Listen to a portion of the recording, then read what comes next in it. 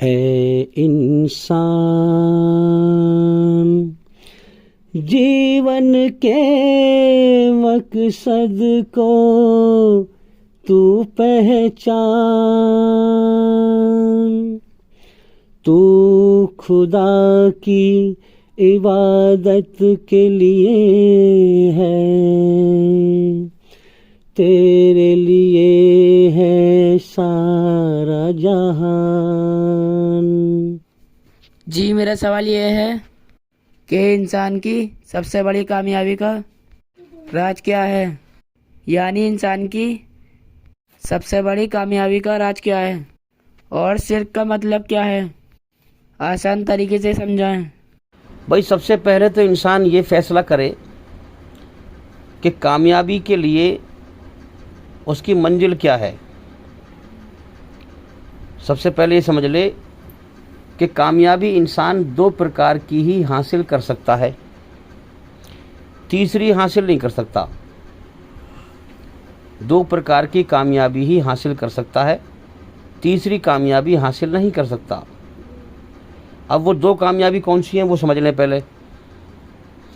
एक कामयाबी तो है इस दुनिया की, बात समझें, कि इंसान दुनिया में कामयाबी हासिल कर ले, ठीक है। दूसरी कामयाबी है, एक ज़िंदगी तो हमारी ये है और एक ज़िंदगी है मौत के बाद। उसमें इंसान जो नरक से बचा लिया गया, स्वर्ग में दाखिल कर दिया गया, वो सबसे बड़ा कामयाब है। अब तुम कहोगे भाई मौत के बाद ज़िंदगी कैसे है, ये हम कैसे समझें या दिखाओ। तो इसके बारे में हमारी बहुत सारी वीडियो हैं जो हमने बनाई हैं, जो हमने समझाया है दलील दे करके कि मौत के बाद कैसे ज़िंदगी है। और ये ज़िंदगी इम्तिहान है। जिस मालिक ने हमें पैदा किया है वो यहाँ पर हमारा इम्तिहान ले रहा है। हमारे जीवन की शुरुआत उसी ने कराई है और वही इसको ख़त्म करा देगा। और अपनी रचना को रचकर यहाँ संसार में हमें उसने भेज दिया है। उसने हमें जीवन दे दिया है, खिला रहा है, पिला रहा है। उसने हम पे एहसान किया है। हमारे पास दो रास्ते हैं, या तो हम उसका एहसान मानें, हैं, उसे मालिक मानकर उसका एहसान मानें, उसे राज़ी करें, उसका शुक्र अदा करें और उससे दोस्ती कर लें, अल्लाह की मोहब्बत हासिल कर लें, या फिर उसे मालिक ना मानकर इनकार करके उसकी नाशुक्री करें, उसका इनकार कर दें, उससे दुश्मनी निभाएं। ये दो रास्ते हैं भाई। ये इम्तिहान का जहान है, जीवन का समय दे दिया गया है। जो इन दोनों रास्तों में से जिस रास्ते पे चल के जाएगा वो अपने अंजाम को जाएगा। यानी कि इन दो रास्तों के दो अंजाम हैं मौत के बाद। अच्छाई का अंजाम, जो अच्छाई पर चल के अल्लाह को राज़ी करके जाएगा, उसका एहसान मानकर उसे राज़ी करके, वो जन्नत में जाएगा, स्वर्ग में जाएगा। और जो उसका इनकार करके बुराई पर चल के जाएगा वो नरक में जाएगा। तो इंसान के लिए दो कामयाबी हैं भाई। एक तो है इस दुनिया की कामयाबी और एक है मौत के बाद की ज़िंदगी में जो जहन्नुम से बचा लिया गया, जन्नत में दाखिल किया गया, वो कामयाब है। अब थोड़ी सी बात हम इन दोनों कामयाबी पे करेंगे कि दो रास्ते हैं कामयाबी हासिल करने के, दोनों में से कौन सा बढ़िया है, इंसान को कौन सा अपनाना चाहिए। क्योंकि जिस इंसान की कोई मंजिल नहीं है भाई, मंजिल होगी जब ही सफ़र करेगा वो उस मंजिल पे को। जिस इंसान की कोई मंजिल नहीं है वो जानवर से भी बदतर है। जानवर की कोई मंजिल नहीं होती। इंसान जो है भैंसे को जो है बुग्गी में जो है चलाता है, बैलों को खेत में जोतता है, जैसे चलाओगे वैसे चलेगा वो। आँख तो है उसकी भी, कान भी हैं, समझ भी हैं, मगर उसके अंदर कोई ज़िंदगी का कोई आइडियल नहीं है, कोई मंजिल नहीं है उसके अंदर। अब इंसान को बनाया गया है, इसके अंदर रचना को रचा गया है, इसके अंदर मंजिल का मादा है कि ये मंजिल बनाए और बनाता है इंसान। चाहे वो दुनिया में कामयाबी हासिल करने के लिए उसने मंजिल बनाया हो कि दुनिया में मैं फ़लाँ कामयाबी हासिल करूं, हैं, नौकरी मिल जाए या फ़लाँ काम हो जाए या ये हो जाए या वो हो जाए। अगर आपको नौकरी चाहिए तो आप क्या करेंगे, आपकी सारी भाग दौड़ नौकरी के लिए होंगी, हैं। दिल्ली जाना है, मंजिल आपकी दिल्ली है, तो सारी भागदौड़ दिल्ली जाने के लिए होगी, हैं? हाँ, दुनिया में कामयाबी हासिल करनी है तो आपकी सारी जो है भागदौड़ उस कामयाबी को हासिल करने के लिए लगेगी। समझ में आ रही है बात? इसी प्रकार से जो इंसान जीवन के सही मकसद को पहचाने, इस दुनिया में आने के मकसद को, और मौत के बाद की ज़िंदगी को पहचान ले हकीकत के तौर पर, एक खाली गुमान ना हो, हकीकत के तौर पर, ईश्वरीय ज्ञान समझकर, कुरान का ज्ञान समझकर, तो फिर इंसान जब समझ जाएगा तो फिर उसकी तैयारी करेगा, हैं? तो अब इंसान के सामने दो रास्ते हैं, या तो दुनिया को मंजिल बना, हैं?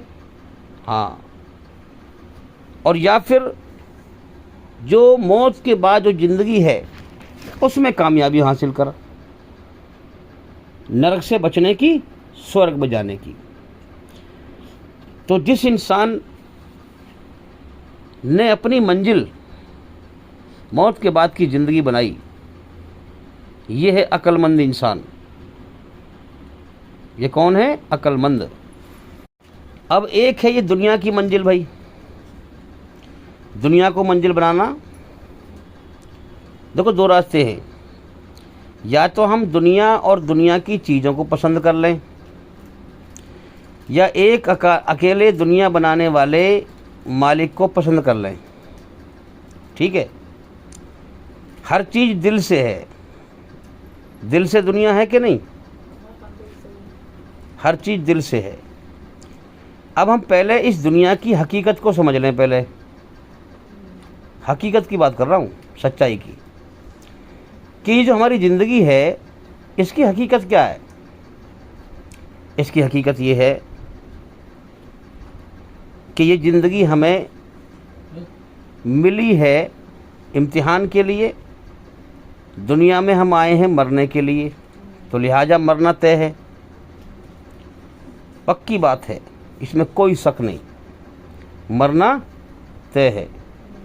और मौत कभी भी आ सकती है, अगले पल का भरोसा नहीं। अब जान है तो जहान है, जब हमारी ज़िंदगी ना है तो फिर दुनिया कहाँ रहेगी फिर हमारे लिए? ये दुनिया भी ख़त्म है, हैं?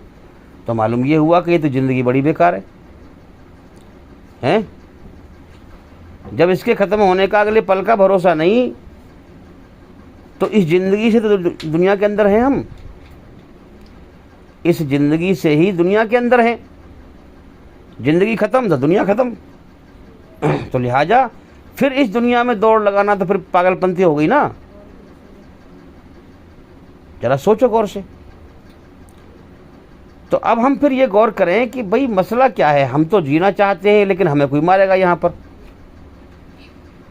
हम तो हमेशा के सुख चाहते हैं मगर दुख घेरता है, वो दुखों में घेरता है, हम रोक नहीं सकते, बेबस भी है उसके सामने।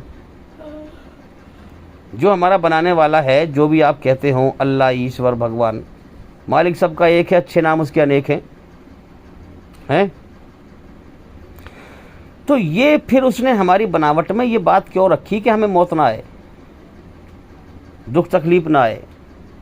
इसलिए कि उसने जन्नत की दुनिया एक बना रखी है पहले ही, उसकी इच्छाएं हमारे अंदर रख दी है ताकि हम इन्हें पहचानें और फिर अपनी मंजिल दुनिया को ना बनाएं, दुनिया का धोखा पहचान करके इससे दिल हटाएं और जिसकी चाहतें जन्नत की हमारे अंदर रखी हैं उस जन्नत को मंजिल बनाएं, उसको बनाएं मंजिल अपनी, और उसको मंजिल बना करके फिर उसके लिए भाग दौड़ करें, तब मेहनत कामयाब होगी। अब ईमानदारी से बताओ, इस ज़िंदगी के लिए अगर मेहनत करी भी जाए, सारी मेहनतें करी और फिर इंसान को मौत खा गई, कोई ज़िंदगी है ये? इंसान सारी जवानी भागता है, विदेश जा रहे हैं, कभी कोई कहीं जा रहा है, दौड़ लगा रहा है, पहले खूब पैसा इकट्ठा कर लूँ, फिर बढ़िया कोठी बनाकर मज़े से रहूँगा, हैं? सारी जवानी घुला दी और पैसा भी इकट्ठा कर लिया, लेकिन जब उस पर ऐश करने का नंबर आया तो मौत खा गई। मौत लेगी उठा के। ये कोई ज़िंदगी है जो कभी भी ख़त्म हो जाए? उस पर लपकना, उस पर जान की बाजी लगाना, उसके लिए अकल की ताकत लगाना, उसके लिए समझ की ताकत लगाना, उसके लिए आँखों की ताकत लगाना, कानों की ताकत लगाना, पागलपंती है, पागलपंती। मैं ये नहीं कह रहा कि तुम कमाओ मत, ये नहीं कह रहा मैं, कमाओ, मगर अल्लाह कह रहा है कि जो है तो दुनिया की दौड़ लगावेगा। कितनी दौड़ लगा ले, मेरे लिखे हुए कलम से एक दाना फालतू नहीं ले सकता। अगर तू मुझे भूलकर दुनिया की दौड़ लगाएगा तो मैं तेरे ऊपर दुनिया को हावी कर दूंगा।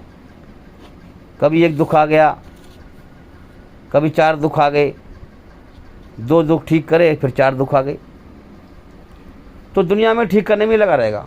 गाड़ी है, कभी एक तार खराब हो गया, अभी उसे ठीक ना कर पाया, फिर 2 और खराब हो गए, अब करता रहे।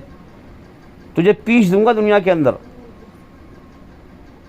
समझ में आ रही है बात? तुझे पीस दूंगा। लिहाजा जिस मकसद के लिए पैदा किया गया तुझे, उस मकसद पे गौर कर,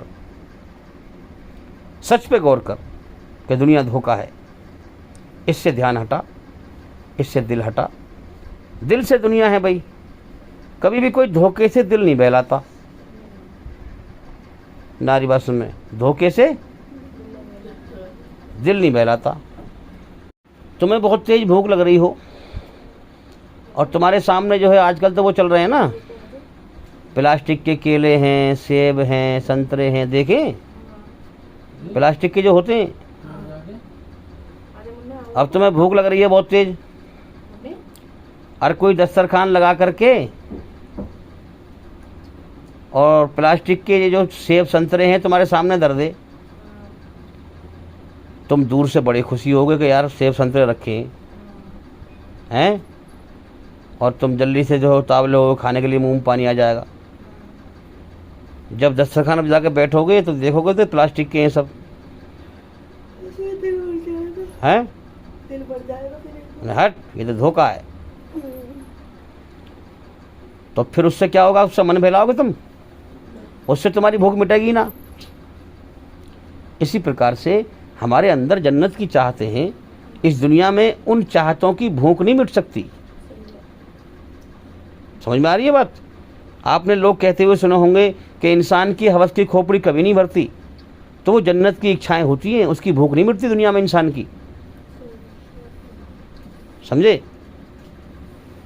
तो इसी प्रकार से अपने दिल में तय कर लो कि हमें इस दुनिया को दिल नहीं देना, माल को, दौलत को, बीवी को, बच्चों को, कारोबार को, धंधे को, इनको दिल नहीं देना हमें। क्यों भाई, क्यों सौदा करें हम? क्योंकि अल्लाह ताला मौत पे सब छुड़वा देगा, है? जब मौत भेजता है तो दुनिया की हर चीज़ छूटती है कि नहीं छूटती? बीवी, बच्चे, माल, दौलत, ज़मीन, जायदाद, सब कुछ छूटता है ना? अगर हम दुनिया की हर चीज़ को नापसंद करके दुनिया बनाने वाले एक अल्लाह को पसंद कर लेंगे तो उसके हवाले दिल कर देंगे, और फिर वो दुनिया की गंदी मोहब्बत निकाल कर अपनी पाक मोहब्बत हमारे दिल में डाल देगा। अब याद रखें, अल्लाह दुनिया का बनाने वाला है।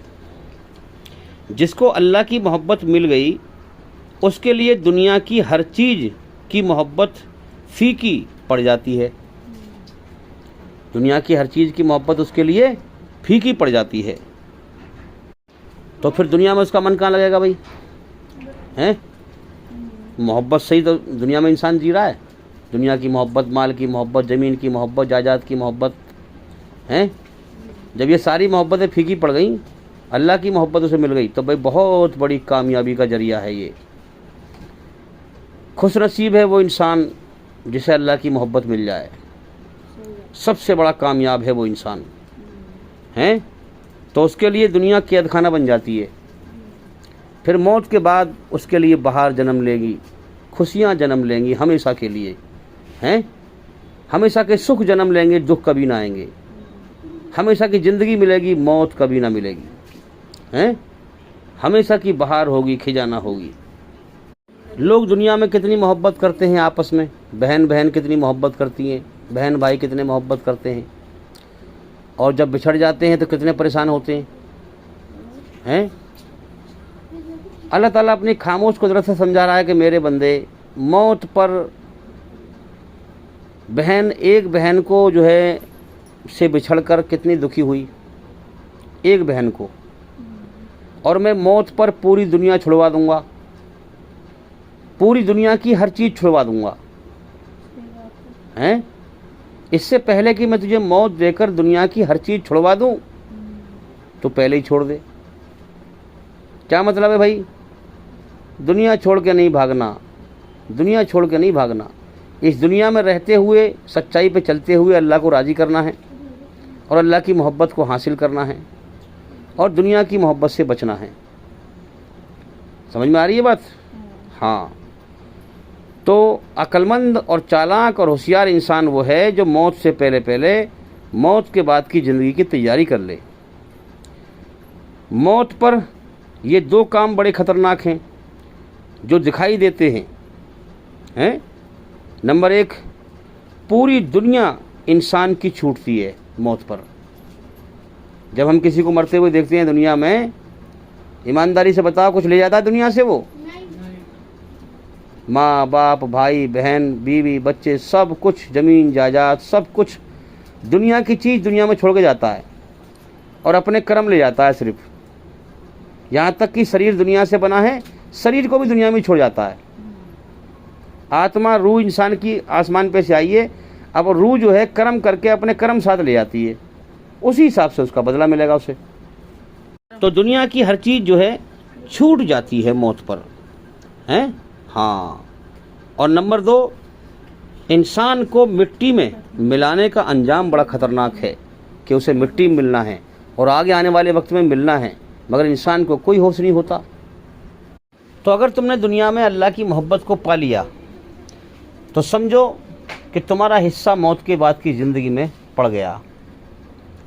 ये दलील है इस बात की। तो अब आप फैसला करें कि आप अपनी मंजिल क्या बनाएंगे। अगर दुनिया बनाते हैं, दुनिया की कामयाबी, तो दुनिया को पाके भी खो दोगे और कभी भी खो सकते हो भाई, मौत कभी भी आ सकती है कि नहीं? अगर अल्लाह को बनाओगे मंजिल अपनी कि अल्लाह को राज़ी करना मेरी मंजिल है, दो ऑप्शन है। या तो दुनिया में जो है कामयाबी हासिल कर लो,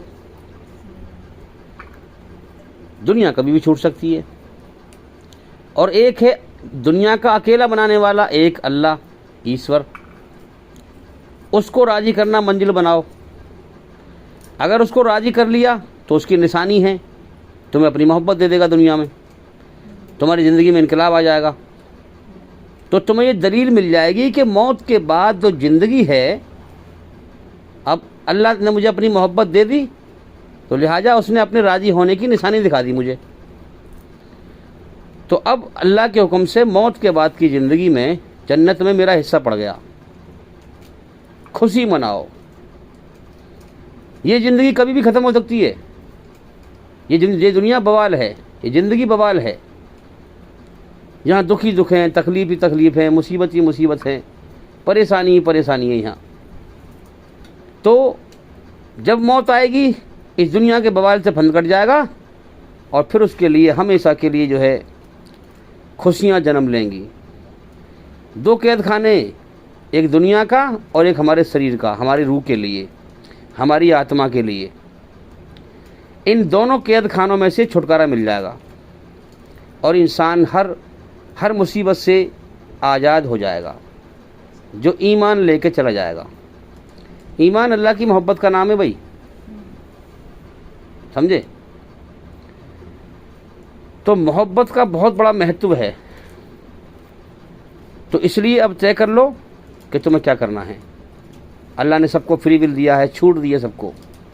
मुझे या तो मनमानी करके अपने मन को राज़ी कर ले, दुनिया में कामयाबी हासिल कर ले, या फिर मुझ रब को राज़ी कर ले, मौत के बाद की ज़िंदगी में कामयाबी हासिल कर ले। दो ऑप्शन है, कौन सा पसंद करोगे तुम लोग? अल्लाह को राज़ी करना मंजिल बनाओगे या दुनिया में कामयाबी हासिल करना? हाँ, यही अक्लमंद इंसान की पहचान है। अल्लाह को राज़ी करना अपनी मंजिल बनाओ। दुनिया कभी भी ख़त्म हो सकती है भाई, ये धोखा है, इससे दिल ना बहलाओ। हैं? हाँ, दिल बहलाना क्या है? सबसे बड़ा सच क्या है इस कायनात का? मौत। और सबसे बड़ा झूठ क्या है? मौत को भुलाए फिरते रहना। जानते हैं मरना है हमें, लेकिन अपनी मौत को फिर भी भुलाए फिरते रहना, ये सबसे बड़ा झूठ है। तो झूठ से दिल मत बहलाओ। अल्लाह सच है, वो कायनात का मालिक है, उसी ने हमारे जीवन की शुरुआत कराई है, उसी ने हमें दुनिया में भेजा है और हमें अपनी भक्ति के लिए, अपनी इबादत के लिए उसने हमें बनाया है। हैं? हाँ, अल्लाह की इबादत कंप्लीट कब होगी? जब हम अल्लाह की मोहब्बत पालेंगे। हैं? हाँ, तो इसलिए जो है अपनी मंजिल अल्लाह को राज़ी करना बनाओ। जो भी हमारे भाई या बहन हमें यूट्यूब पर सुन रहे हैं, उनसे भी मैं इस बात कहता हूँ कि आप भी अपने आप को समझाओ। देखो तुम्हारे सामने इस दुनिया में कितने लोग मर रहे हैं, ये दुनिया मौत का घर है, तुम भी कभी भी मर सकते हो। तो दुनिया की कामयाबी हासिल करने से फ़ायदा क्या है? तुम दुनिया के लिए मेहनत करोगे, दुनिया कभी भी छूट सकती है, मौत कभी भी आ सकती है। तो लिहाजा जो तुम्हारा पैदा करने वाला सच्चा मालिक है, अल्लाह, ईश्वर, जो भी तुम कहते हो, एक मालिक है सबका, उसको राज़ी करना अपनी मंजिल बनाओ, अपने जीवन का मकसद बनाओ। अब उसको राज़ी कैसे करना है, ये हमारे चैनल के अंदर जा कर के एक एक करके सभी वीडियो देखें और सुने। सब सारे नियम कानून उसी के हैं। अल्लाह की मर्ज़ी क्या है, अल्लाह को कैसे राज़ी करें, मौत के बाद कैसे ज़िंदगी है, आपके हर सवाल के जवाब हैं। आप हमारे चैनल के अंदर जा कर के एक एक करके सभी वीडियो देखें और सुने, ताकि जल्दी से जल्दी अंधकार से निकलकर रोशनी में आएँ। तो अब आइए, अब भी हम जो है बात करेंगे कि अल्लाह को कैसे राज़ी करें। थोड़ी सी बात इसी बारे में करेंगे कि अल्लाह को हम कैसे राज़ी करें। सबसे पहले तो आप सच्चाई पर गौर व फिक्र करें, अपनी अकल को चलाएं और समझें कि आपने जो है माँ के पेट में खुद अपने आप को नहीं बनाया है। आँख नाक कान बनाने वाला मालिक है। उस मालिक को अकल की दलील से पहचानें। सबसे पहले तो ये है कि हम उसकी पहचान करें। इस जीवन की शुरुआत हमने ना करी, उसने कराई है। इस दुनिया में जिस हवा के द्वारा हम सांस ले रहे हैं, ऑक्सीजन, उस हवा को हम पैदा नहीं करते, अल्लाह पैदा करता है। इस धरती को हमने नहीं बनाया, अल्लाह ने बनाया है। हैं? ज़मीन में से रोज़ी हम पैदा नहीं करते, अल्लाह पैदा करता है। तो लिहाजा हमारा पैदा करने वाला है और हमें पालने वाला है, जो हमें पाल रहा है, उसको हमें होश व हवास में पहचानना है। उसकी रचना हमारे अंदर रची हुई है। ये जो हमसे दुनिया में भेजकर ईश्वर इम्तिहान ले रहा है, ये सारी पढ़ाई हमें पढ़ाकर और हमें दिखाकर, जतलाकर, हमें जीवन देकर और जीवन जीने की राहें दिखाकर सब कुछ, और फिर हमें उसे होश हवास में मालिक मानते हैं या नहीं, उसे होश व हवास में मानकर उसे मालिक, उसे राज़ी करते हैं कि नहीं, उसके साथ हम शिर्क तो नहीं करते हैं, वो इम्तिहान ले रहा है हमारा। जिस चीज़ का इम्तिहान ले रहा है वो चीज़ हम सब जानते हैं।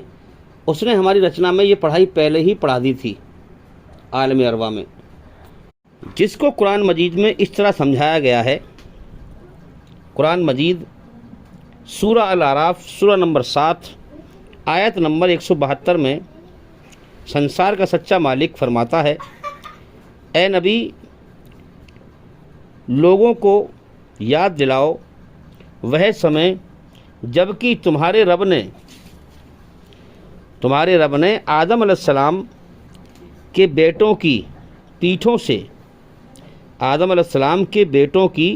पीठों से उनकी नस्ल को निकाला था और उन्हें खुद इनके ऊपर गवाह बनाते हुए पूछा था, क्या मैं तुम्हारा रब नहीं हूँ? रब का मतलब पालनहार। क्या मैं तुम्हारा मालिक नहीं हूँ? क्या मैं तुम्हारा बनाने वाला नहीं हूँ? क्या मैं तुम्हारा रब नहीं हूँ? तुम कुछ ना थे, मैंने तुम्हारा वजूद बनाया, तो क्या मैं तुम्हारा मालिक नहीं हूँ, रब नहीं हूँ? उन्होंने कहा कि ज़रूर आप ही हमारे रब हैं, हम इस पर गवाही देते हैं। अल्लाह ने वहाँ पर गवाही दिलवा ली।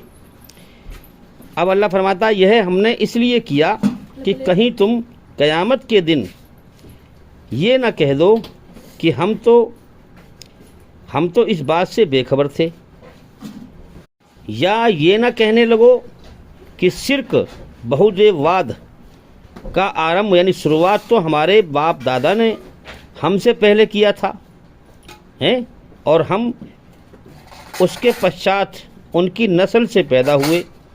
भाई जैसे हमारे बड़े बूढ़े करते हुए देखे हमने, मूर्ति पूजा है, शिर्क करते रहे, अल्लाह के साथ शरीक से ठहराते रहे। ये शिर्क सबसे बड़ा गुनाह है भाई। अल्लाह ताला शिर्क के अलावा हर गुनाह को माफ़ कर सकता है जिसको चाहेगा, ये अल्लाह को पता है किसको चाहेगा, लेकिन शिर्क को माफ़ नहीं करेगा। ये पक्की मोहर लगा दी है, शिर्क को माफ़ नहीं करेगा। तो कहीं लोग क़यामत के मैदान में ये ना कहने लगे कि शिर्क तो हमारे बड़े बूढ़ों ने किया था, हम तो उनकी देखम देखा करने लगे थे, फिर क्या आप हमें ए अल्लाह उस अपराध में पकड़ते हैं जो गलतकार लोगों ने किया था। हाँ, अब अल्लाह ताला आगे फरमाता है देखो हम इस तरह हम निशानियाँ स्पष्ट रूप से पेश करते हैं और इसलिए करते हैं कि ये लोग हमारी ओर पलट आएं। समझ में आ रही है बात? भाई हर इंसान की रचना में एक ईश्वरवाद रचा हुआ है। इंसान दुख तकलीफ़ में, परेशानी में, देखो वहाँ जो वादा करवाया था ना, वो वादा यहाँ भी है, हमारी रचना में रचा हुआ है कि हम दुख तकलीफ़ में एक मालिक को ही पुकारते हैं, है ना। मुसलमान कहता है या अल्लाह, है अल्लाह, और तकलीफ़ में हर इंसान इस बात को कहता है मेरे मालिक, उठते बैठते चलते फिरते। तो एक अल्लाह को पुकारना इंसान की रचना में रचा हुआ है। जो वहाँ पढ़ाई थी वही रचना में रची हुई है।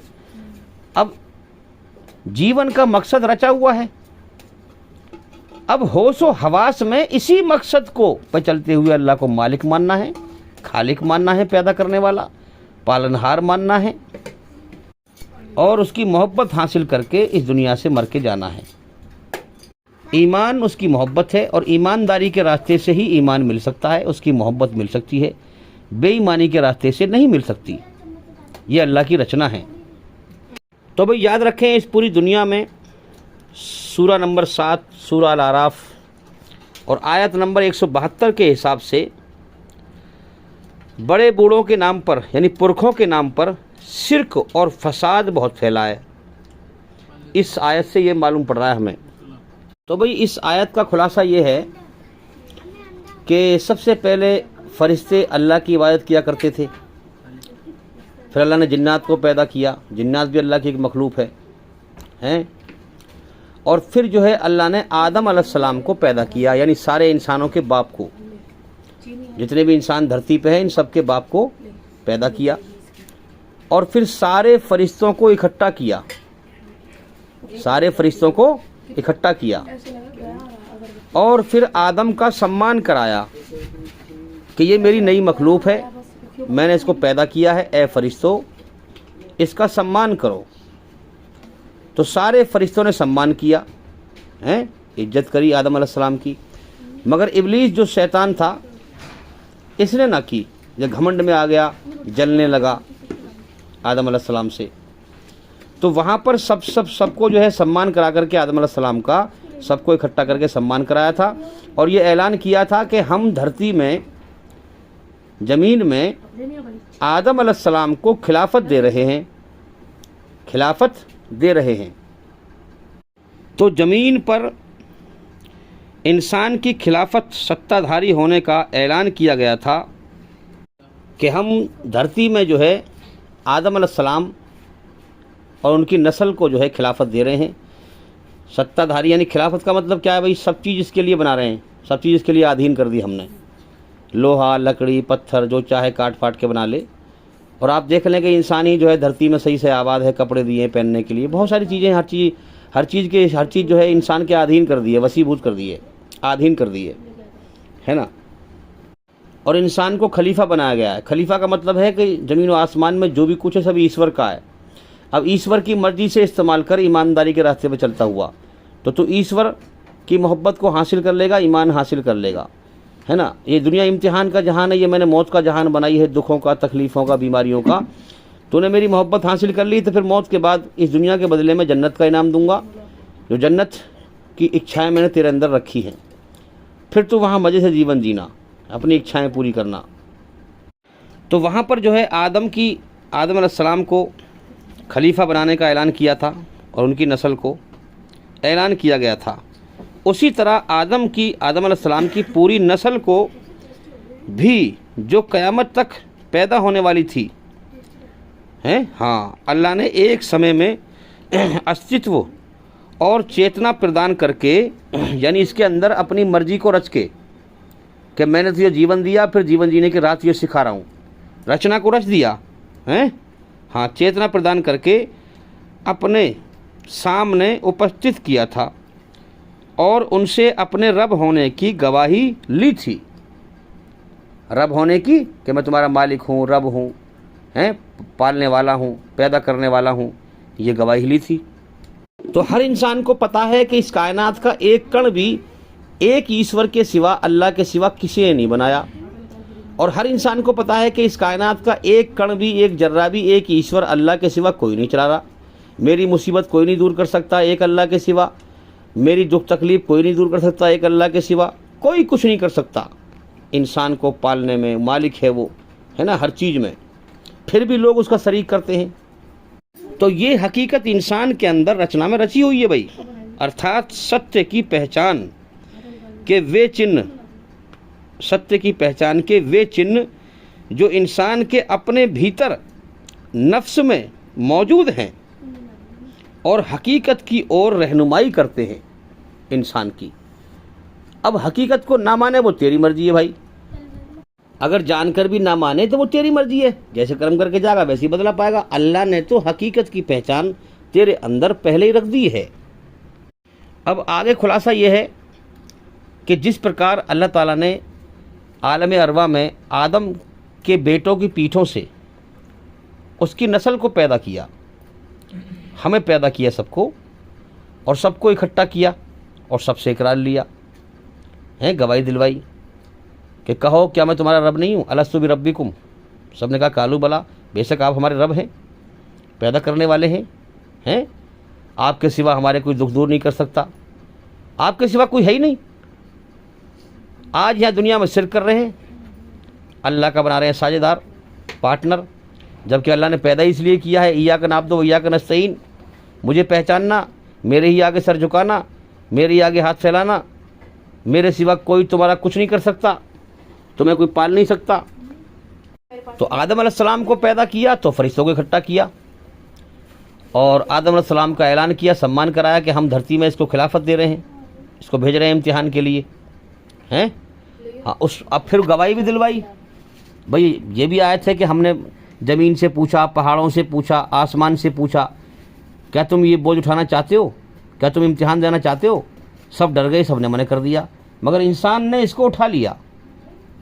इंसान से भी पूछा गया मगर इंसान ने इसको उठा लिया, ये तैयार हो गया इम्तिहान देने के लिए भाई।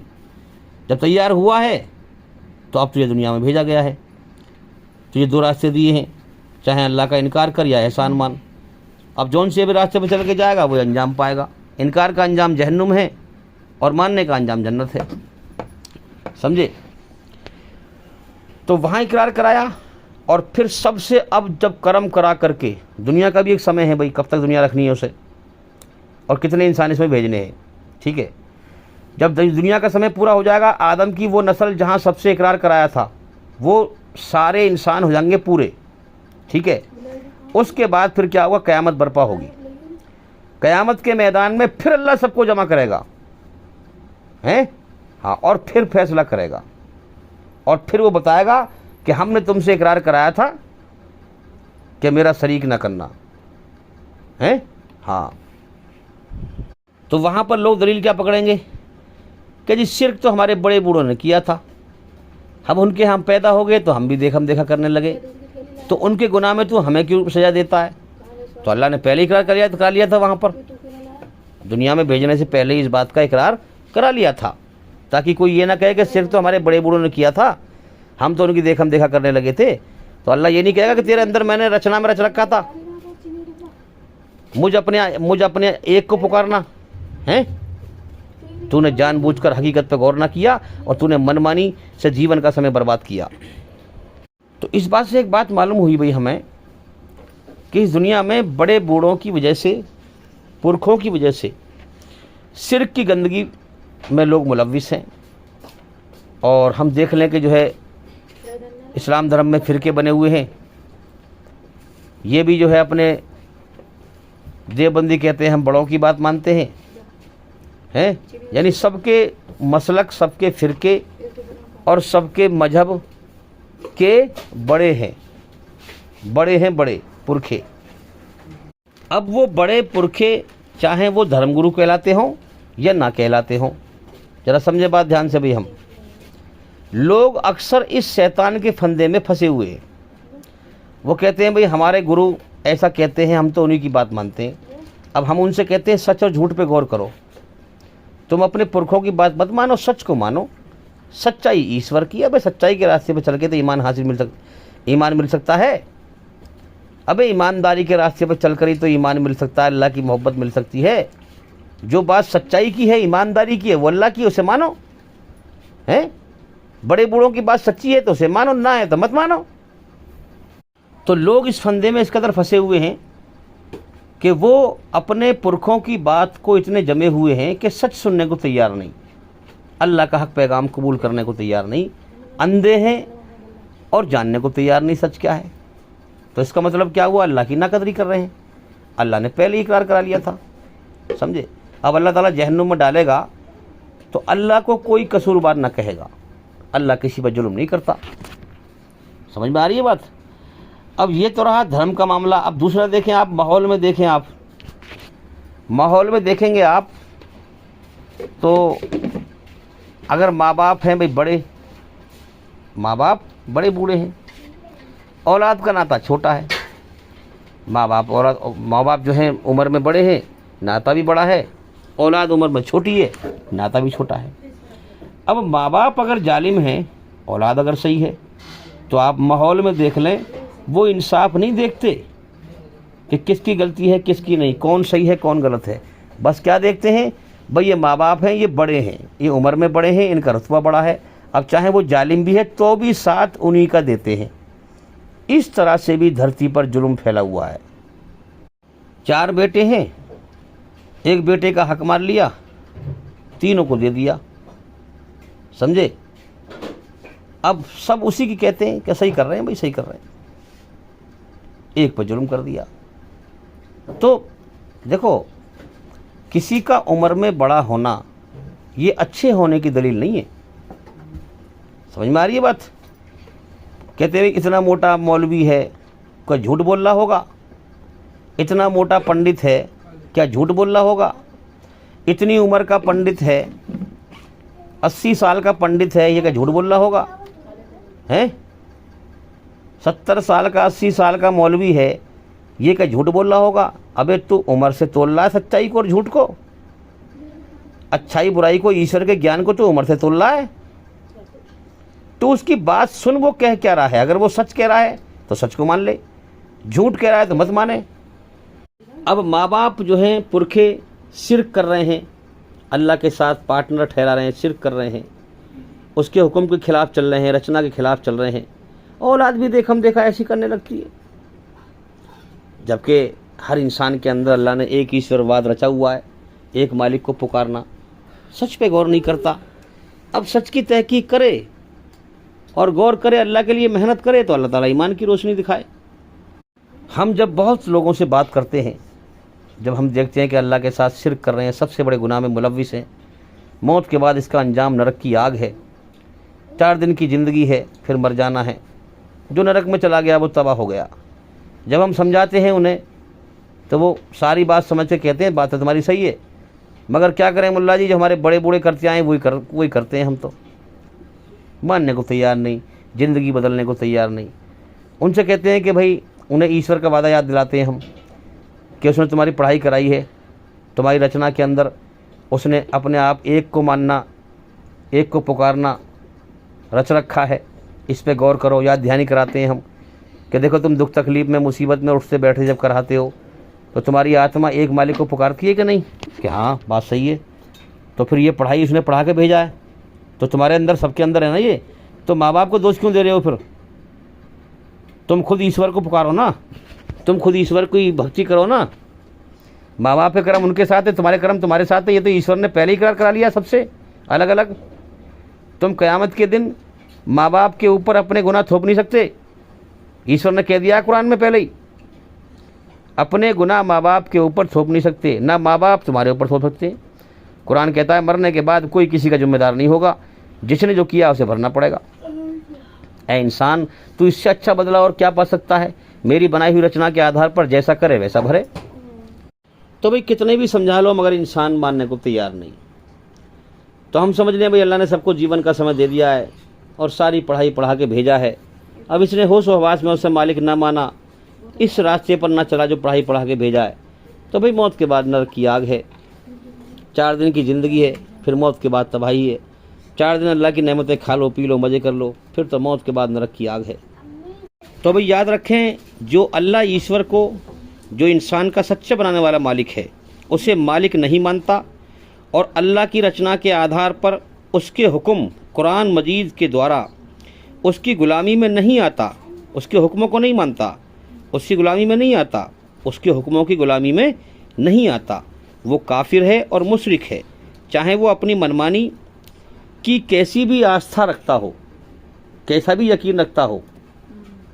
तो भाई मेरा इस बात को समझाने का मकसद ये है, अगर आप अपनी मंजिल अल्लाह को राज़ी करना बनाते हैं, और बनाना ही चाहिए वरना जीवन बेकार है, और मौत के बाद नरक से बचना चाहते हैं, स्वर्ग में जाना चाहते हैं, तो शिर्क से बचना बहुत ज़रूरी है। इसलिए आपको मैंने ये बात समझाई। तो इस्लाम कबूल करने का मतलब और ईमान लाने का मतलब ही ये है कि आप तौहीद को मानें, शिर्क से बचें, एक अपने बनाने वाले सच्चे मालिक अल्लाह ईश्वर की गवाही दें और एक खुदा को मानें, एक अल्लाह को मानें। और सिर्फ एक अल्लाह को मानना नहीं है, एक अल्लाह की बात भी मानें। यह है सच्चाई का और ईमानदारी का रास्ता, एक अल्लाह को मानना और उसकी बात मानना, उसकी मर्जी पर जीवन जीना, अपने मन को राज़ी ना करना, रब को राज़ी करना। जब आप रब को राज़ी करेंगे तब आपको उसकी मोहब्बत नसीब होगी, तब आपको ईमान नसीब होगा इस जीवन के सफ़र में। तो भाई अल्लाह को मानना और अल्लाह की मर्जी पे चलना, अल्लाह की मर्जी में अपनी मर्जी या दुनिया वालों की मर्जी शरीक न करना, तब जाके अल्लाह की मोहब्बत का ईमान नसीब होगा भाई, और मौत के बाद कामयाबी मिलेगी। याद रखें, यह है कामयाबी का राज। अब तुम कहोगे अल्लाह की मर्जी कहाँ है? तो जो पढ़ाई तुम्हारे अंदर उसने रच रखी है, रचना इंसानियत। इस्लाम क्या है? इंसान को इंसानियत पर चलाने का नाम इस्लाम है। भूखे को खाना खिलाने का नाम इस्लाम है, प्यासे को पानी पिलाने का नाम इस्लाम है, गरीबों को गले से लगाने का नाम इस्लाम है। सारी दुनिया में जितनी भी सच्चाई और अच्छाई है वो सब अल्लाह ईश्वर की है, उसका नाम इस्लाम है। सारी दुनिया में झूठ और बुराई जितनी भी है उसका नाम गैर इस्लाम है। इस्लाम क्या है? हमारी सारी वीडियो इसी टॉपिक पर है मेरे भाइयों। अल्लाह की मर्जी क्या है, हाँ, जिससे कामयाबी मिल सकती है। हमारे चैनल के अंदर जा कर के अब आप समझें कि अल्लाह की मर्जी क्या है, तुम्हारे पैदा करने वाले सच्चे मालिक की मर्जी क्या है, इस्लाम क्या है, फिर उसको समझें, उस पर चलें, तो आप ईमान हासिल कर लेंगे। तो अल्लाह की पहचान को, अल्लाह की मर्जी को हमारे चैनल के अंदर समझें, और भाई समझेंगे तो शिर्क से बचेंगे। शिर्क इस धरती पर सबसे बड़ा गुनाह है, महापाप है। शिर्क करने वाले को अल्लाह नहीं माफ़ करेगा, नहीं बख्शेगा, वो नरक की आग से नहीं बचेगा। तो शिर्क का मतलब है अल्लाह की जात और सिफ़ात में किसी को शरीक करना। अब इसका खुलासा हमारी बहुत वीडियो में है, इसमें मैं सारी बात नहीं कर सकता हूँ, इसलिए शिर्क क्या है उसे समझें। थोड़ा बहुत मैं आपको समझा देता हूँ। अगर आपने अल्लाह के सिवा किसी को भी, अल्लाह की पैदा की हुई चीज़ को, किसी को भी नफ़े नुकसान का मालिक समझ लिया, तो शिर्क का अकीदा, आस्था आपने अकीदा बना लिया है कि फ़लाँ बाबा को चादर नहीं चढ़ाई तो फ़लाँ नुकसान हो जाएगा, हैं, फ़लाँ देवता पे जाके ये नहीं चढ़ाया तो नुकसान हो जाएगा, चढ़ा देंगे तो फ़ायदा हो जाएगा। ये शिर्क है मेरे भाइयों। नफ़ा नुकसान का मालिक सिर्फ अल्लाह है। लाभ हानि का मालिक अल्लाह है। मैंने पहले कह दी ये बात। अल्लाह के सिवा इस कायनात का एक कण भी किसी ने नहीं बनाया। अल्लाह के सिवा इस कायनात का एक जर्रा भी कोई नहीं चला रहा है। याद रखें, अल्लाह ताला हर चीज़ को बनाकर हर चीज़ को देख भी रहा है, संभाल भी रहा है। उससे हर चीज़ अल्लाह के सहारे से कायम है, हर चीज़ पर निगहबान भी है। हाँ, जभी तो वो कायनात चला रहा है, जभी तो वो कायनात को चला रहा है। ये नहीं है कि किसी चीज़ को बनाकर फरिश्तों के हवाले कर दिया हो भाई तुम संभालते रहो इसे, ऐसा नहीं है। अल्लाह खुद संभाल रहा है हर चीज़ को। हर चीज़ अल्लाह के सहारे से कायम है, मगर अल्लाह किसी के सहारे से कायम नहीं है। अल्लाह ने हमें अकल दी है, समझ दी है, रचना को रचा है। ये क्यों दिए? इम्तिहान लेने के लिए। अकल का सही इस्तेमाल करो। हाँ, अल्लाह ही मुसीबतें डालकर बंदों का टेस्ट लेता है, वही मुसीबत के हालात भेजता है, फिर वही दूर करता है, इम्तिहान लेता है। इसके बीच में अल्लाह ही मुसीबतों को डालकर बंदों का टेस्ट लेता है कि ये नफ़ा नुकसान का मालिक मुझे समझता है या मखलूक को है, अकल का सही इस्तेमाल करता है या नहीं करता। तो मेरे भाइयों, जो लोग अल्लाह की मर्ज़ी को नहीं जानते, दुनिया के लोगों की बात मानते हैं और अपनी मनमानी करते हैं, हाँ, वो गुमराह होते हैं। और गुमराह इंसान दुनिया ही में भटक कर रह जाता है, गुमराह इंसान दुनिया ही में गुमराह होकर रह जाता है, अल्लाह की तरफ नहीं बढ़ पाता है, क्योंकि वो दुनिया के लोगों के मन के ख्याल और अपनी मनमानी के ख्यालों पर चलता है, अल्लाह की मर्ज़ी पर नहीं आता है। अल्लाह की मर्ज़ी पर आएगा तो अल्लाह की तरफ बढ़ जाएगा। अल्लाह ईश्वर की मर्ज़ी से चलेगा तो ख़यालात बदलेंगे, ख़यालात बदलेंगे तो इंसान के हालात बदलेंगे, ज़िंदगी में इनकलाब आएगा। तो मेरे भाइयों, अपने आप को दुनिया में बिना मालिक के आज़ाद मत समझना। सच को पहचानो, सच पे गौर करो। हाँ, बहुत लोग हैं जो बिना मालिक के अपने आप को आज़ाद समझते हैं। अगर तुम अपने आप को बिना मालिक के आज़ाद समझते हो, अगर तुम किसी के बस में नहीं हो, अगर तुम किसी के बस में नहीं हो, तो तुम्हारे सामने तुम्हारा अपना मर रहा होता है, तुम्हारे घर में से, तुम्हारे पड़ोस में से तुम्हारा चाहने वाला मर रहा होता है। उसकी जान को लौटा क्यों नहीं लेते? फिर उसे फिर क्यों मरने देते हो? उसकी जान को क्यों नहीं लौटा लेते फिर? इसलिए हमारा मालिक है, उसने दुनिया में हमें पैदा किया है, जीवन का समय दिया है, हमारी जान उसके कब्जे में है। मरने के बाद हमें उसी की तरफ लौटना है और वो इस जीवन का हिसाब लेगा। जिस मकसद के लिए जीवन दिया है, अगर वो मकसद पूरा ना किया तो नरक की आग में डालेगा। तो मेरे भाइयों, हम मुसलमानों पर यह फ़र्ज़ है कि हम इस्लाम धर्म का ज्ञान हासिल करें, अल्लाह की मर्ज़ी को समझें और पूरी दुनिया में फैलाएं, अल्लाह की पहचान पूरी दुनिया में कराएं।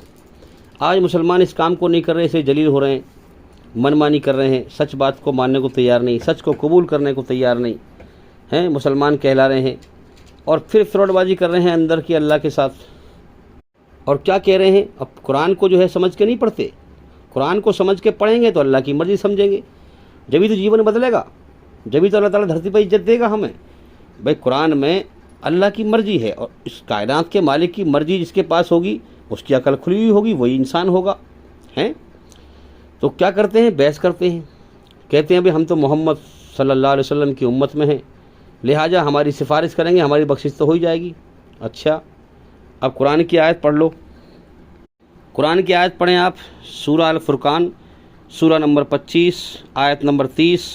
हाँ, मोहम्मद सल्लल्लाहु अलैहि वसल्लम खुद कहेंगे हाँ, कि ए मेरे रब, क़यामत के दिन, ए मेरे रब, मेरी कौम के लोगों ने इस कुरान को मजाक का विषय बना लिया था, इस कुरान को मजाक बना लिया था। तो मेरे भाइयों, ये कितनी बड़ी शिकायत होगी नबी की कि मेरी इस कौम ने इस कुरान को पीठ पीछे गिर दिया था, दुनिया बटोरने में लगे हुए थे, इसका मजाक बनाया था, खेल बनाया था। तो जब नबी शिकायत करेंगे हाँ, तो जब तेरी शिकायत होगी तो सिफारिश कैसे होगी फिर? ज़रा सोच। तो भाई, अल्लाह की कुदरत को पहचाने। अल्लाह ने जो है पति पत्नी के अंदर, मर्द औरत के अंदर ज़बरदस्त जो है सेक्स की कशिश रखी है दोनों में। फिर उसके बाद ये है कि शादी है, दोनों में कशिश रखी है, मोहब्बत रख दी है। और फिर जो है बच्चे होते हैं, उनकी देखभाली है, बच्चों की मोहब्बत रख दी है। अगर ये चीज़ ना हो तो फिर दुनिया परस्ती में जो है क्यों हंगामा हो, दुनिया बटोरने में क्यों झगड़े हों, क्यों बेईमानी हो? एक जना दूसरे का हक मार रहा है, क्यों? ताकि मेरे बच्चों को जो है, मेरे लिए, मेरे बच्चों के लिए ज़मीन जो है बढ़ जाए। और उसे ये पता ही नहीं है कि मेरे बीवी बच्चे मेरे लिए फितना हैं, नुकसानदायक हैं। अगर मैं इनके लिए हराम रोज़ी इकट्ठी करता हूँ तो उसका बवाल मेरे ऊपर ही होगा, ये नुकसानदायक है मेरे लिए। मैं दुनिया में अल्लाह की तरफ से अकेला आया हूँ और ये रिश्ते नाते इम्तिहान का जरिया है। मर के मुझे अकेला ही लौटना है, अपने कर्मों को लेके जाना है और वैसा ही बदला पाना है। तो लिहाजा मैं बीवी बच्चों के लिए बेईमानी, हरामखोरी, गलत काम, जुल्म जास्ती, किसी का हक क्यों मारूं, जुल्म जास्ती क्यों करूं? तो अल्लाह ने ये कशिश रख दी है ताकि मेरा बंदा इस धोखे को पहचाने, मगर इंसान पहचानता ही नहीं है मेरे भाइयों। इन्हीं बीवी बच्चों में, अपने घर परिवार में रिल मिल के इसी को ज़िंदगी समझकर मौत के बाद की ज़िंदगी से अंधा होकर, अल्लाह से अंधा होकर मर जाता है और जीवन के मकसद को नहीं समझ पाता है और मौत के बाद जहन्नुम की आग में जाता है। तो मेरे भाइयों, अल्लाह की जो किताब आती है, पैगंबर आता है, वो दिलों का इलाज करने को आता है कि अपने सही मालिक की पहचान करके उसके बारे में सही आस्था, सही यकीन बनाओ। अगर अल्लाह की पहचान कर अल्लाह को और तुम्हारे अंदर सही यकीन ना होगा अल्लाह का, तो तुम्हारे सारे नेक कर्म बेकार हैं।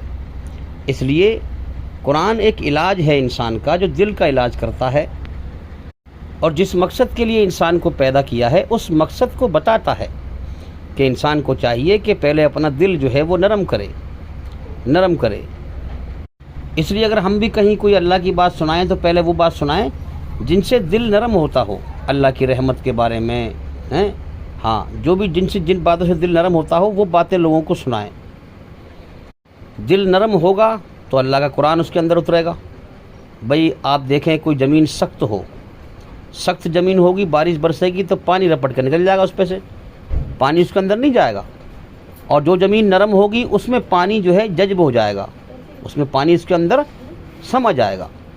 इसी प्रकार से जो दिल जो है सख्त हैं, जिनके अंदर घमंड है, तकब्बुर है, अहंकार है, मरोड़ हैं, उनके दिल में कुरान नहीं उतरेगा। याद रखें, जिनके दिल नरम हैं, जिनके दिल के अंदर अल्लाह की मोहब्बत की प्यास जिंदा है, हाँ, उनके अंदर कुरान जज्ब हो जाएगा, समझ आएगा। जब ये जज्ब हो जाएगा तो मेरे भाइयों, जो दिल की बीमारी है उसको दूर कर देगा। दिल की बीमारी क्या है? ईमान, इंसान के घमंड को दूर कर देगा, तकब्बुर को, अहंकार को, मरोड़ को। इंसान अपने आप को बहुत कुछ समझता है, सच्चाई के होश में आ जाएगा, कल परसों को मिट्टी में मिलने वाला हूँ मैं, गंदे पानी कतरे से पैदा हुआ हूँ, गंदगी हूँ मैं, हैं? इंसान के अंदर का हसद, दूसरे को देख के जलना, ये ख़त्म हो जाएगा। दुनिया की दौड़, दुनिया की मोहब्बत ख़त्म हो जाएगी। तो मेरे भाइयों, कुरान मजीद अल्लाह की मर्ज़ी है, जो अल्लाह की मर्ज़ी जो है बताता है। जैसे हम किसी पहाड़ी एरिया में चल रहे हैं, अब वहाँ ऊंचा भी है, नीचा भी है, कभी चढ़ना है, कभी उतरना है, तेज़ी के मोड़ हैं, तो वहाँ पर जो है बोर्ड लगे हुए होते हैं कि यहाँ से ज़रा आराम से उतरें, वरना सारा मामला तुम जो है, तुम्हारी गाड़ी पलट जाएगी, तुम उल्टे हो जाओगे, सारा मामला तलपट हो जाएगा। इसी प्रकार से अल्लाह ताला रहनुमाई करता है उस बंदे की जो बंदा अल्लाह की मर्ज़ी पे चलना चाहता है। अगर अल्लाह से डरेगा इंसान तो अल्लाह इंसान के अंदर एक कसौटी प्रदान कर देगा, सच और झूठ को नाप तोल कर जानने की समझ देगा, हैं? हाँ, और अगर इंसान चलेगा फिर अल्लाह से राह दिखाएगा कि इस रास्ते पे चल, इस पे ना चल। इस पे चलेगा तो जरा सारा मामला उल्टा हो जाएगा, जहन्नुम में चला जाएगा। इस रास्ते पे चल, अच्छाई के रास्ते पर, तो अल्लाह ताला उसे राह दिखाएगा। तो जो चीज़ यहाँ हिदायत है, जिसको अल्लाह राह दिखाए, जो चाहे, वो आखिरत में अल्लाह की रहमत है। मौत के बाद की ज़िंदगी में रहमत कैसे है? जन्नत अल्लाह की रहमत है। फिर इंसान को अल्लाह ताला मज़े का जीवन देगा, अल्लाह की रहमत में इंसान रहेगा, हर ख्वाहिश उसकी पूरी होगी। तो लिहाजा अल्लाह की मर्ज़ी को समझो, अल्लाह की मर्ज़ी पर चलने से ही कामयाबी मिलेगी, रब को राज़ी करने से ही कामयाबी मिलेगी, ना कि अपनी मनमानी करने से। तो भाई, दिल को नरम करने के लिए जो गरीब हैं, मोहताज हैं, लाचार हैं, उनको दान दें, उनको ज़कात दें, अल्लाह को राज़ी करने के लिए अल्लाह से दुआ करें। फिर या अल्लाह मेरे दिल को नरम कर दे। तो तुम अपने अंदर अल्लाह की रची हुई रचना इंसानियत को ज़िंदा करो, अल्लाह तुम्हारा दिल ज़िंदा करेगा। अपने दिल पर हल चलाओ, हाँ, जो काम दिल को नरम करने वाले हैं वो करें। गरीबों पर तरस खाएं, उनको दान दें, लोगों की सहायता करें, इंसानियत की खिदमत करें, दूसरों को देख के तरस खाएं, दूसरों के दुख में तड़प जाएं, इससे दिल नरम होता है। और अल्लाह का जिक्र सुने, अल्लाह की रहमत के बारे में। हाँ, जब दिल नरम होगा तो कुरान इसके अंदर दाखिल होगा। जब इंसान दिल को नरम करेगा तो कुरान दिल के अंदर जज्ब होगा, कुरान दिल के अंदर समा जाएगा। और जो दिल के अंदर जो बीमारियां हैं, तकब्बुर की, घमंड की, अहंकार की, हसद की, जलन की, दुनिया की मोहब्बत की, ये सारी बीमारियों को दूर कर देगा। इसे अल्लाह की मोहब्बत मिल जाएगी। तो ये घमंड है, तकब्बुर है, हसद है, माल की मोहब्बत है, ज़मीन की मोहब्बत है, जायदाद की मोहब्बत है, बीवी बच्चों की मोहब्बत है, इन बीमारियों का इलाज है कुरान। हाँ, जब ये दिल में जज्ब होगा तो इन बीमारियों को जड़ से उखाड़ के फेंक देगा और अल्लाह की मोहब्बत उसे मिल जाएगी। दुनिया छूटने से पहले वो दिल से हर चीज़ को छोड़ देगा, अल्लाह की तरफ अकेला जाएगा तो अल्लाह की मोहब्बत उसे मिल जाएगी। तो ये है अल्लाह की हिदायत। ये जिसको मिल जाए मेरे भाइयों, वो नसीब वाला है। तो मेरे भाइयों, दिल की सारी बीमारियों को जो है कुरान जड़ से उखाड़ के फेंक देता है कि इंसान अपने आप को बहुत कुछ समझता है, अपनी तारीफ़ को पसंद करता है। इसके अंदर जो भी हो, अपना घमंड है, दुनिया की मोहब्बत जिस चीज़ की भी हो, ये ज़िंदगी के सही होश में आ जाता है। फिर जब कुरान इसके अंदर जज्ब होता है, अल्लाह की मोहब्बत इसे नसीब होती है, जब ये अल्लाह को पाना चाहता है। तो मेरे भाइयों, अल्लाह की तरफ ध्यान लगाएं हैं। हाँ, अल्लाह को याद रखें। फ़ज़्कुरूनी अज़्कुरुकुम, अल्लाह फरमाता है कि तुम मुझे याद रखो, मैं तुम्हें याद रखूँगा। तो मेरे भाइयों, अल्लाह फरमाता है कि मेरा बंदा मुझे अपने दिल में याद करता है, मैं उसे अपने जी में याद करता हूँ। मेरा बंदा अगर मुझे किसी महफ़िल में याद करता है तो मैं फ़रिश्तों की जो है महफ़िल में उसे याद करता हूँ। मेरा बंदा मेरी तरफ चल के आता है, मैं दौड़ कर आता हूँ। वो एक बिलांद के बराबर आता है, मैं एक हाथ के बराबर आता हूँ। वो एक कदम रखता है, मैं 70 कदम रखता हूँ। लेकिन मेरे बंदे को भी चाहिए कि वो मेरे हुक्म को माने, हैं, अपनी मनमानी ना करे, सबसे बढ़कर मेरी कदर करे, सबसे ज़्यादा मोहब्बत मुझसे करे, सबसे ज़्यादा अजमत मेरी करे, सबसे ज़्यादा मुझसे डरे, हैं, मुझसे ज़्यादा किसी से मोहब्बत ना करे। ला माबूद इल्लल्लाह, ला मकसूद इल्लल्लाह, ला महबूब इल्लल्लाह, सबसे ज़्यादा मोहब्बत अल्लाह से करे। तो मेरे भाइयों, बच्चा माँ के पेट से पैदा होता है, मौत तक हर जीवन जीने का तरीका है इस्लाम में। जो भी हमारी ज़रूरतें हैं, जो भी हमारी ख्वाहिशें हैं, अल्लाह के कानून के सांचे में ढल के पूरी हों तो अल्लाह राज़ी हो जाएगा। जिसको अल्लाह ने हराम किया है उससे बचना है, और जिसको हलाल किया है उस पर चलना है। झूठ को छोड़ना है, सच पर चलना है। तो जो तुम मेहनत करो अल्लाह के हुक्म पर चलने की, नतीजा जो है अल्लाह के हाथ में है। अल्लाह पे तवक्कुल करें, अपनी अक्लमंदी पर ना करें, अपनी अकल की तेज़ी पर ना करें, हैं। हाँ, अल्लाह को राज़ी करने के लिए करें। अब नतीजा अल्लाह के हाथ में। अल्लाह ताला तुम्हें कैसा ईमान का मज़ा चखाएगा। जैसी मेहनत होगी अल्लाह वैसे ही फल देगा। तो मेरे भाइयों, 4 दिन की ज़िंदगी है ये, इसकी क्या कामयाबी है? कामयाबी तो जो इंसान जहन्नुम से बचा लिया गया, जन्नत में दाखिल किया गया, नरक से बचा लिया गया, स्वर्ग में दाखिल किया गया, स्वर्ग में उसे हमेशा का जीवन मिल गया, हमेशा के मज़े मिल गए, मेरे भाइयों वो कामयाब है। और कामयाबी हासिल करने के लिए कुरान मजीद में 4 शर्तें बताई हैं। पहली शर्त है, दिल से अपने सच्चे बनाने वाले मालिक की पहचान करें, दिल से उस पर ईमान लाएं, हैं। हाँ, सच्चाई की गवाही दें कि एक ईश्वर के सिवा कोई पूजा के योग्य नहीं हैं। दिल से उस पर ईमान लाएं, फिर सच को समझें, फिर सच पर चलें, अमल करें, मामिलुस सालिहात, फिर नेक अमल करें, अच्छे कर्म करें, धरती पर फसाद ना फैलाएं, फिर वतवासौ बिल हक, फिर सच पे चलें, सच को दुनिया में फैलाएं, वतवासौ बिस्सब्र, फिर पूरी दुनिया पर सब्र करें, हैं। अल्लाह पर तवक्कुल करें कि मौत के बाद फिर वो जन्नत अता करेगा। और भाई, इस टॉपिक पर हमारी बहुत सारी वीडियो हैं, हमारे चैनल के अंदर जा कर के एक एक करके सभी वीडियो देखें और सुने, ताकि जल्दी से जल्दी अंधकार से निकल कर रोशनी में आएँ। तो मेरे भाइयों, ये ज़िंदगी तो धोखा है, खेल तमाशा है, कभी भी ख़त्म हो सकती है। असल कामयाबी और नाकामी तो मौत के बाद है। जो इस दुनिया से अल्लाह को नाराज़ करके मरा, मेरे भाइयों, वो हमेशा की नाकामी के आंसू बहाएगा। उसका दर्द हम दुनिया में बयान नहीं कर सकते। अब देखो ना, मेरे अगर चोट लगी हुई हो, मैं आपसे कहूँ भाई मेरे चोट लग रही है, तो दर्द तो मुझे पता है ना क्या दर्द है। हमेशा की ज़िंदगी हार जाएगा इंसान। इस परीक्षा में अगर फेल हो जाएगा वो, अल्लाह को नाराज़ करके मरा तो हमेशा की नाकामी का दर्द उसको होगा, हमेशा की नाकामी का, फिर वो कभी कामयाब ना होगा। इसलिए मेरे भाइयों जल्दी गौर करें, जीवन बीत रहा है, ज़िंदगी हाथ से जा रही है, जो समय लेके आए हैं वो ख़त्म होने की तरफ जा रहा है। जल्दी से जल्दी अल्लाह की मर्ज़ी को जानें। हमारे चैनल के अंदर जा कर के एक एक करके सभी वीडियो सुनें और देखें, ताकि जल्दी से जल्दी जीवन के मकसद से जाग पाएँ। तो अभी मैं उम्मीद करता हूँ कि सवाल का जवाब हो गया, और भाई इंशाल्लाह ज़िंदगी रही तो फिर मुलाकात होगी। अस्सलामु अलैकुम वरहमतुल्लाहि वबरकातुहू।